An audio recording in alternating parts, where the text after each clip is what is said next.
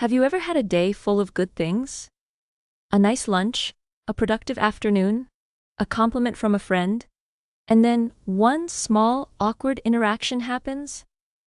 And that's the only thing you remember by the time you go to bed? You replay it. You analyze it. You wonder if you said something wrong.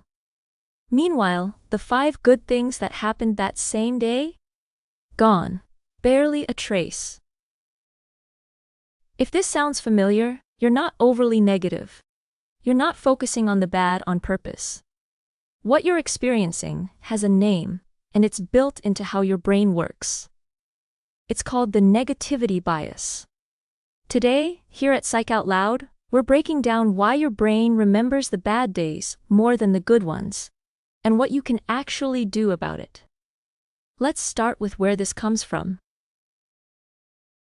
Negativity bias isn't a personality trait. It's a survival mechanism, and it's ancient. Think about early humans. If you walked past a bush and nothing happened, that was forgettable. But if you walked past a bush and something dangerous jumped out, that memory needed to be strong, fast, and permanent. Getting it wrong once could mean death. So your brain evolved a simple rule. Negative information gets prioritized, processed more deeply, and stored more vividly than positive information. This wasn't a flaw. For most of human history, it kept us alive.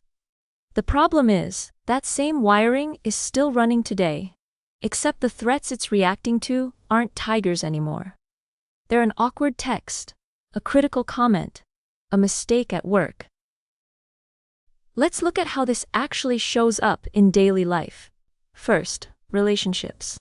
Psychologists have found that it can take multiple positive interactions to emotionally outweigh a single negative one.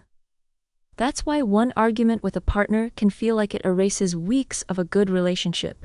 Your brain isn't tracking things evenly. Negative moments simply weigh more.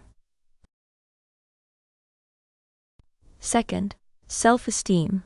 This is why one piece of criticism can echo in your head for days, while 10 compliments barely register. It's not that you don't value the compliments. It's that your brain didn't flag them as urgent information worth deep processing. Third, decision-making. Negativity bias is also why the fear of loss tends to feel stronger than the appeal of an equivalent gain. This is sometimes called loss aversion, and it's closely tied to the same underlying mechanism. Your brain treats avoiding a bad outcome as more urgent than gaining a good one. Fourth, social media.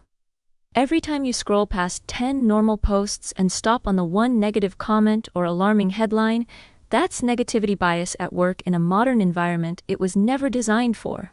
Platforms don't need to manufacture this effect. They just have to give your brain what it's already wired to grab onto. So here's the important question. If this is hardwired, can anything actually change it? Yes. Not by turning it off, but by counteracting it. Psychologists have found that consistently and deliberately noticing positive experiences can help retrain your attention over time. This isn't about forcing fake positivity. It's about giving your brain evidence it wouldn't otherwise bother collecting. Because by default, it doesn't consider good moments important enough to store. A few ways this actually works in practice. Pausing on good moments instead of rushing past them, saying them out loud, or writing them down, and consciously revisiting them later. Each of these gives ordinary positive experiences the kind of deliberate attention your brain normally reserves only for threats. It's also worth naming your own negativity bias, out loud in the moment. When you catch yourself spiraling on one bad interaction while ignoring a good day around it, simply recognizing this is negativity bias, not reality, can interrupt the spiral before it fully takes hold. Here's the reframe I want you to leave with.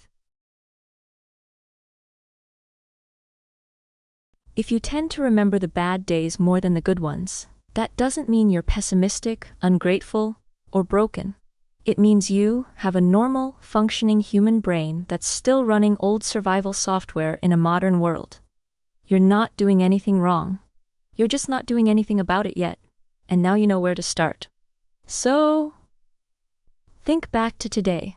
What's one good thing that happened that you almost let slip past unnoticed? Tell me in the comments.